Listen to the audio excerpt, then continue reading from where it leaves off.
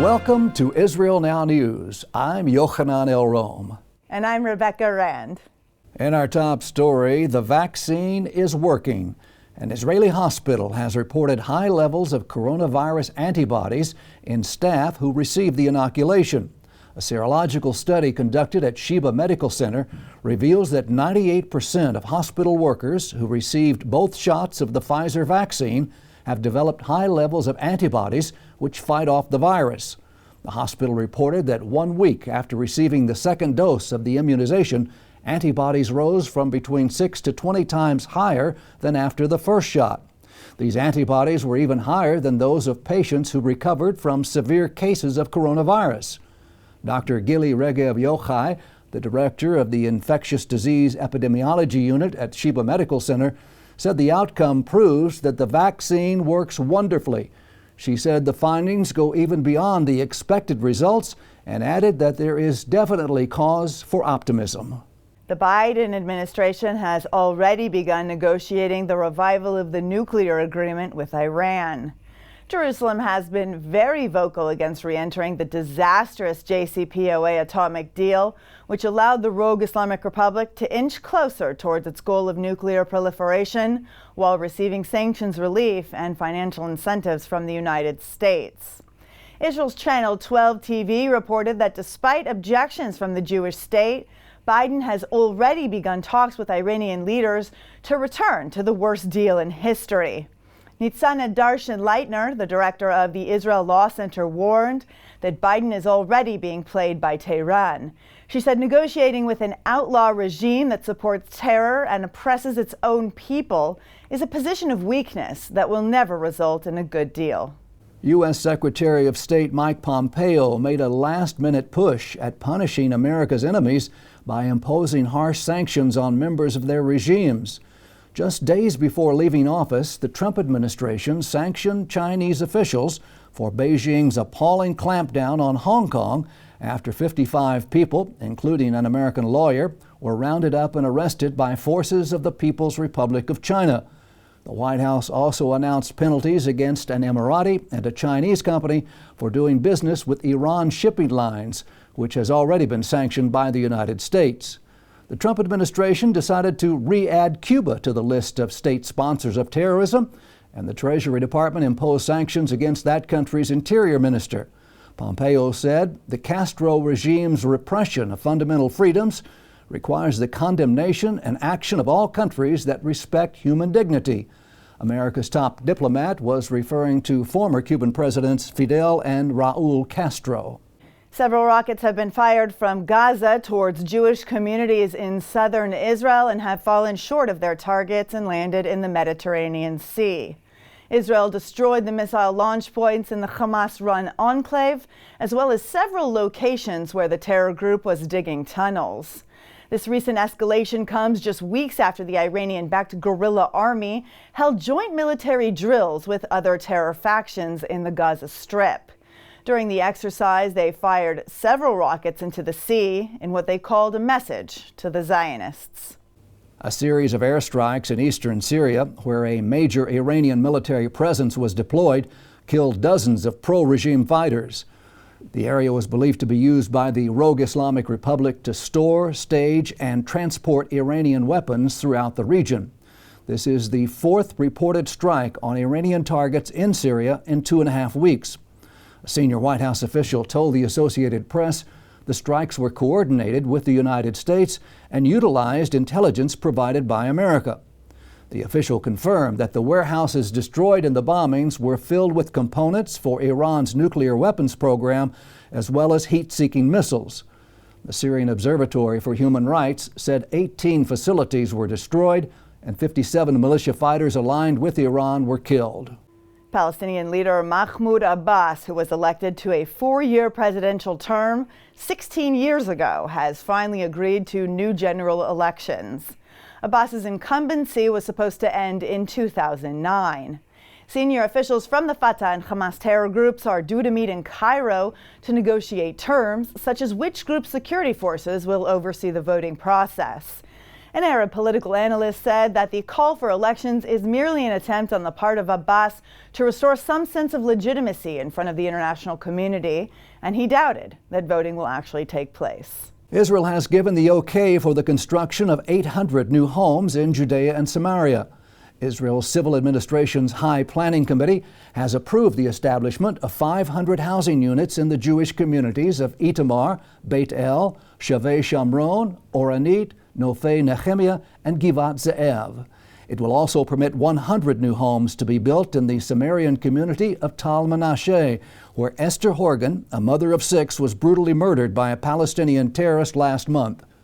Prime Minister Benjamin Netanyahu proudly announced the planned construction in the biblical heartland, saying, "We are continuing to build the land of Israel, and we are here to stay." A recent poll reveals that nearly half of adults living in the United Kingdom hold anti-Semitic views.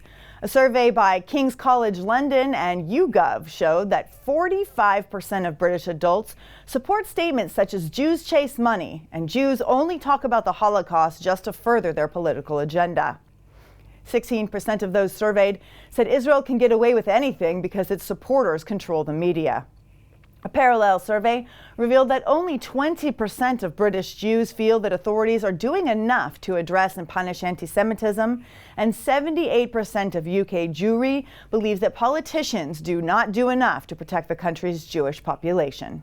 Doctors in Israel have performed the first ever heart surgery through the use of a catheter-inserted microknife.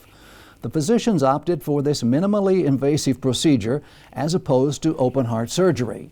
The Israeli-developed shortcut microblade is inserted into a catheter and allows doctors to perform surgery without interrupting the heart's function. Developed by physicians at Jerusalem's Shaare Zedek Hospital, Shortcut is the first device designed to split the leaflets of a pre-existing valve to enable safe transcatheter aortic valve replacement. Dr. Danny DeVere, head of the development team for Shortcut, said this new device completed a range of unique solutions in the field of catheterization and promotes it to an era in which all possibilities are open. The city of David, located just outside Jerusalem's old city walls, has been recognized as a testament to America's Judeo-Christian heritage and founding principles. In a special ceremony, the U.S. Embassy in Jerusalem and the U.S. Commission for the Preservation of America's Heritage Abroad honored the city of David. U.S. Ambassador to Israel David Friedman unveiled a plaque noting the seminal role the city of David plays in connecting visitors to the origins of the values that help shape America.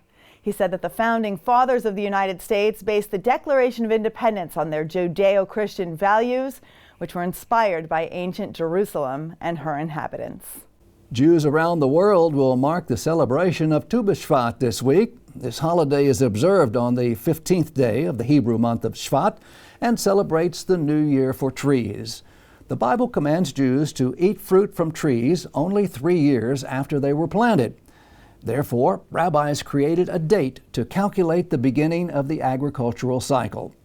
This also applies to biblical tithes, including the offering of first fruits or the bikurim, and the compulsory produce donation to the Levites, the widows, and the poor.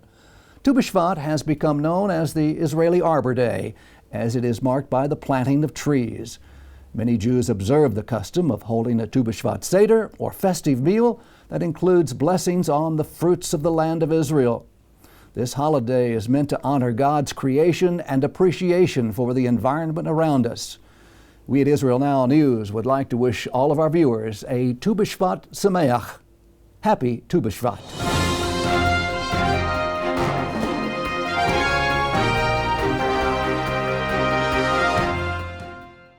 We are living in mysterious yet miraculous times. We've witnessed the most remarkable fulfillment of biblical prophecy, the Jewish people's return to Israel, and the prosperity and contributions of this tiny country in such a short time. Yet we've also seen an unexpected rise in anti-Semitism, which takes the form of anti-Zionism and alliances between groups that are fighting against the most fundamental biblical values. In the book Titus, Trump, and the Triumph of Israel, Josh Reinstein answers important questions to clarify what has driven political action from the time that the Roman Emperor Titus destroyed Jerusalem until today, when President Trump recognized Jerusalem as Israel's capital.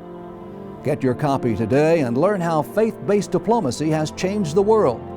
To order your advance copy, go to triumphofisrael.com.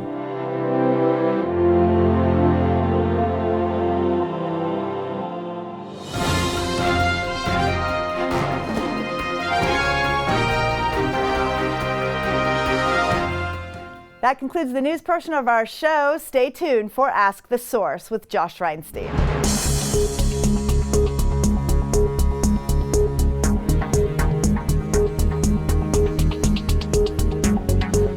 Hello and welcome to Ask the Source. I'm your host Josh Reinstein and we're here in our beautiful studio in Jerusalem. My guest today is Linor. She's the author of To the Moon on a Plastic Bottle. Linor, thank you for being on the show. Thank you for having me. Tell our viewers a little bit about what is the book To a Moon on a Plastic Bottle about? 10 years after the phenomenal sensation of Startup Nation, the famous book, we decided, myself and my co-author Dan Raviv, to explore and understand the story behind the craze of Israeli young generation to innovate, to create. It seems like in Israel, every teenager has a startup or has an idea. And we decided to try and understand where this comes from. How come so many young Israelis are obsessed with having a startup, with technology, with invention, with trying to innovate? Well, you're 100% right. We're seeing this startup nation every day developing new technologies, the majority of the new technologies in the 21st century.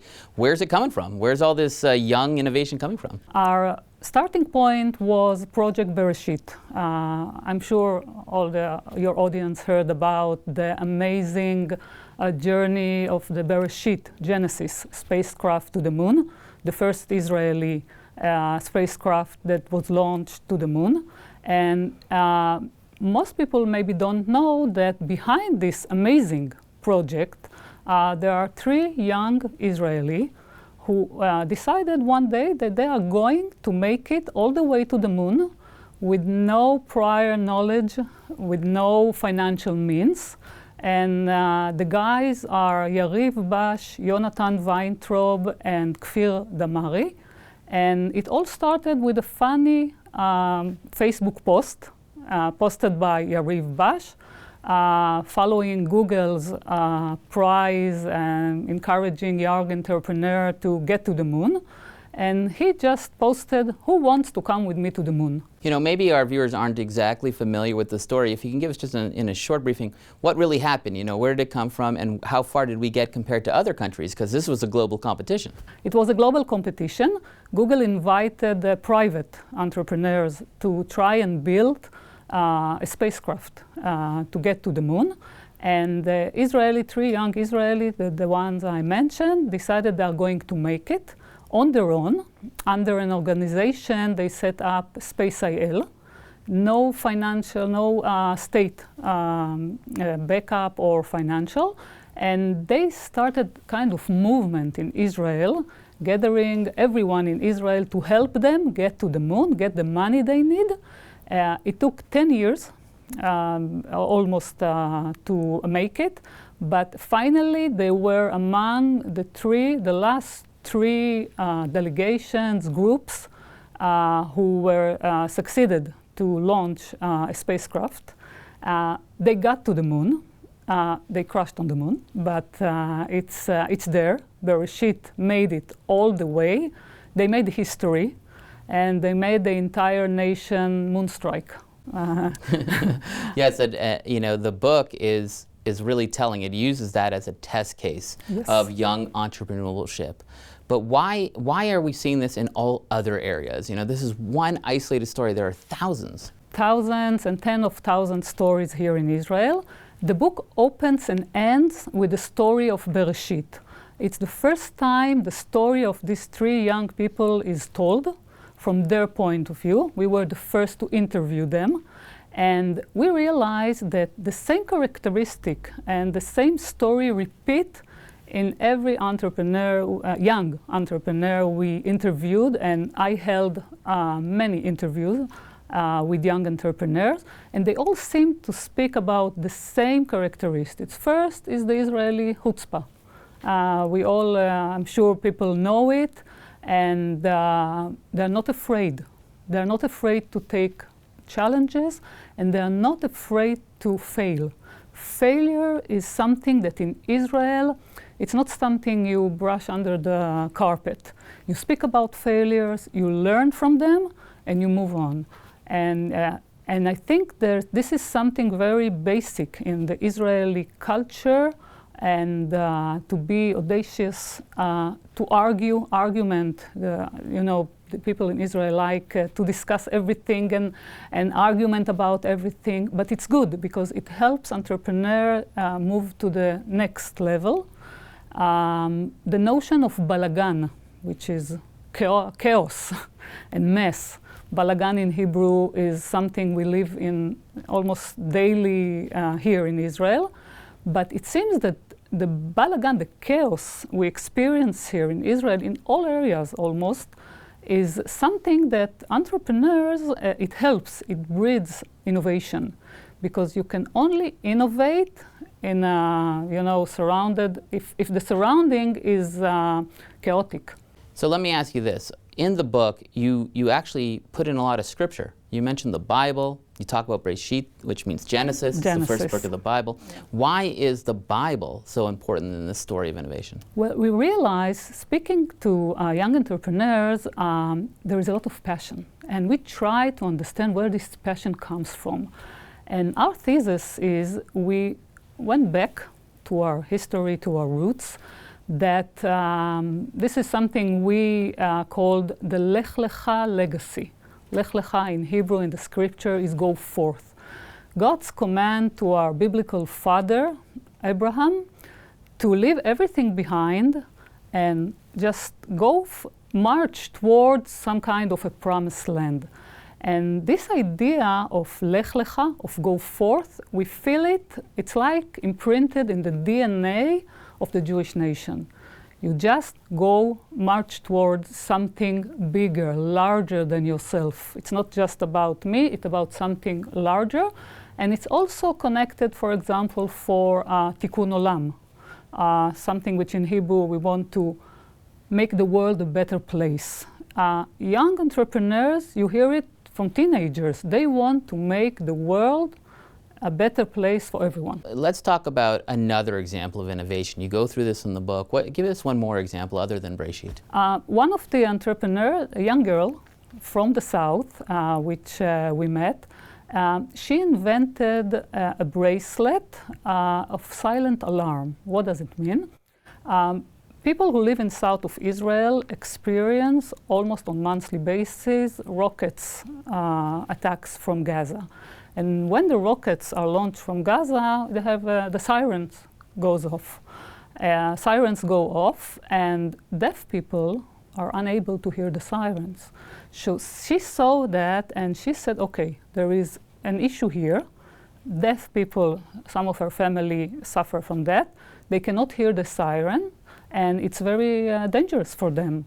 So she invented a bracelet which once the siren, the red code alert, we call it here, is off, it's like flashing lights and vibrating the bracelet.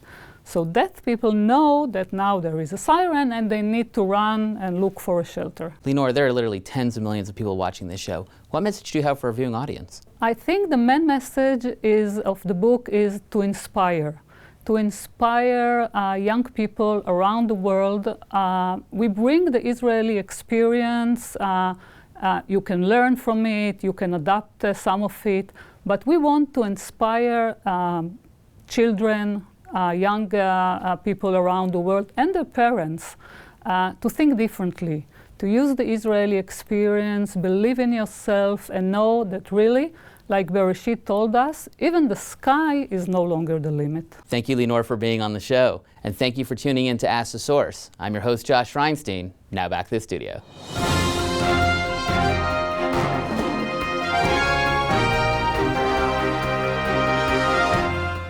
Up next, the return to Zion with Karen Hayesod.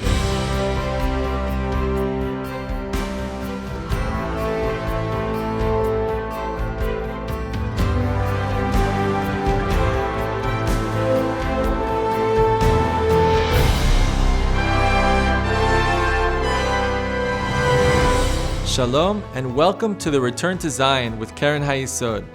I'm Sam Grundwerg, World Chairman of Keren HaYesod, the leading official fundraising organization for the State of Israel. In the 1990s, we witnessed the biggest aliyah in Israel's history from the former Soviet Union. Once again, the Jews of Russia are streaming home to Israel. Help us bring them back to the Promised Land.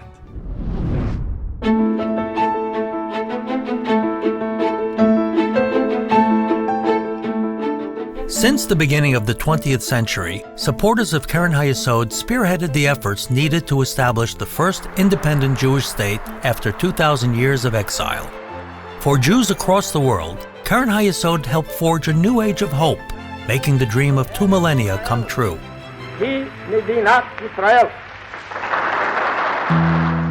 But at the same time, the Jews living in the former Soviet Union suffered immensely. Religious practice was suppressed, and Jewish national identity crushed. By the 1950s, under Stalin's cruel regime, countless persecuted Jews were executed or sent far away to the gulags. Russia's once thriving Jewish life was no more. But many refused to forget their heritage and God's covenant with the Jewish people. Secretly, they studied Hebrew and the Torah. They covertly practiced holiday celebrations. And above all, they dreamt of returning to the Jewish homeland, to Israel. Aware of the consequences, many still applied for exit visas. Viewed by the Soviet authorities as an act of treason, these brave individuals were dismissed from their jobs, harassed, and ostracized from society. By the 1970s, many leading Jewish activists had been sentenced to long periods in jail for fabricated offenses. But even suffering in the most appalling conditions, they continued to demand they be allowed to go free to Israel. Because of their refusal to give in, they became known globally as refuseniks. Their determination inspired a mass international solidarity movement. Jews across the world, including the supporters of Keren HaYesod and their Christian friends, held mass demonstrations and lobbied global leaders. In the words of the Bible, they demanded, "Let my people go." Refuseniks such as Natan Sharansky became household names. Alongside the likes of Yuli Edelstein, Ida Nudel, and other prisoners of Zion, they became international symbols of human rights and Jewish freedom. Successful demonstration in those days of Jews who wanted to go to Israel was 5-10 people standing for 5 minutes in the center of Moscow Square with the slogans, "Let us go to Israel." The more people know about demonstration, the more chance that KGB, secret police, will know. Then there will be no demonstration. And the punishment can be up to 5 years of exile. But the idea was that if at least one foreign journalist knows about this, and he will come and he will inform, we are arrested. In the evening it is broadcasted all over the world about our arrest. Next day, hundreds of thousands of Jews all over the world go on their demonstrations, demand from their governments to act. And that's how we were organizing this struggle. By the end of the 1980s, the pressure began to pay off. Sharansky became the first political prisoner released by Soviet Premier Gorbachev. Sharansky and his comrades were welcomed to Israel as heroes, bringing to life the prophecy of Zechariah, "I will return to Zion and dwell in Jerusalem."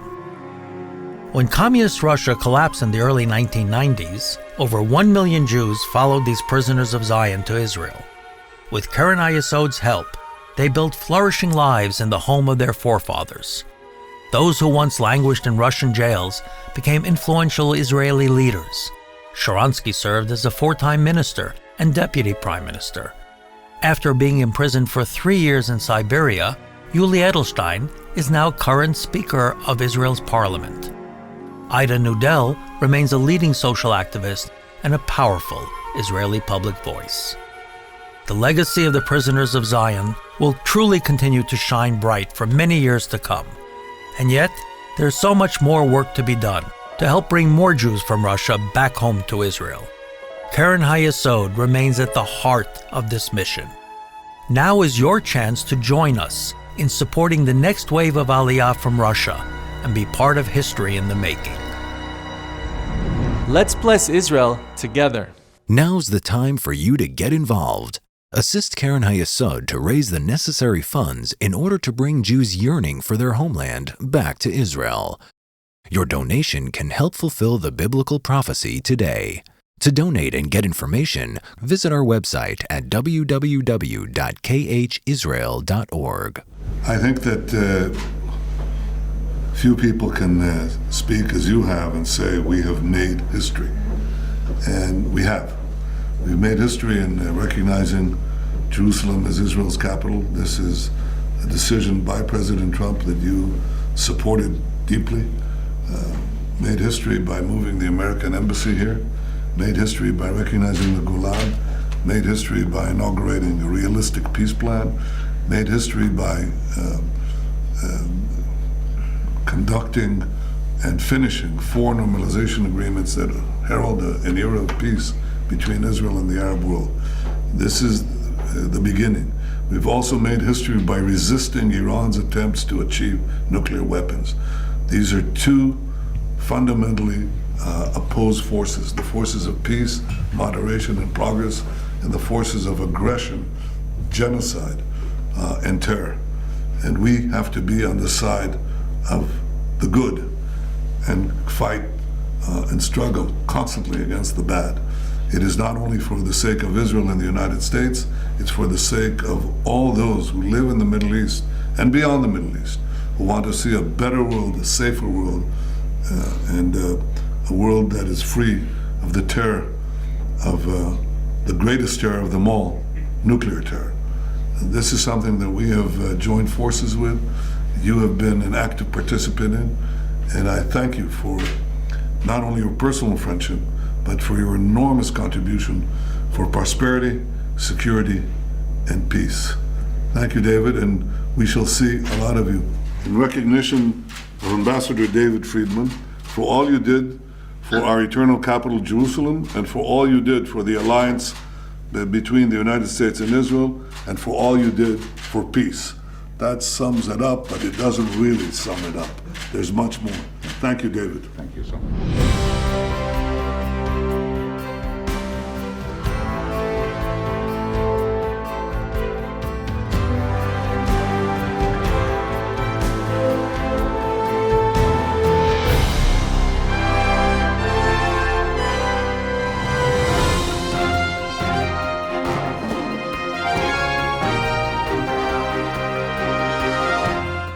That's all for this edition of Israel Now News. I'm Yochanan El-Rom. And I'm Rebecca Rand, reporting from our studio in Jerusalem. Please join us next week for all of your Israel updates.